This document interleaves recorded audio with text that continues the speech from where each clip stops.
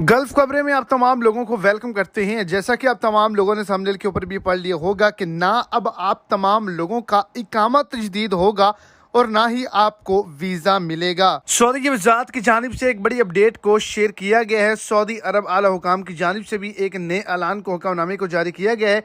यह वीडियो आप तमाम लोगों के लिए बहुत ही ज़्यादा इंपॉर्टेंट है, तो वीडियो को एंड तक देखें ताकि आपको तमाम डिटेल्स की अच्छे से समझ आ सके। और अगर इस चैनल पर फर्स्ट टाइम है तो लाजमी से चैनल को सब्सक्राइब करें, वीडियो को लाइक करें और अपने दोस्तों तक इसको ज़्यादा से ज़्यादा शेयर करें। तो आपको बताता चलूं कि आपका इकामा किस वजह से तजदीद नहीं किया जाएगा।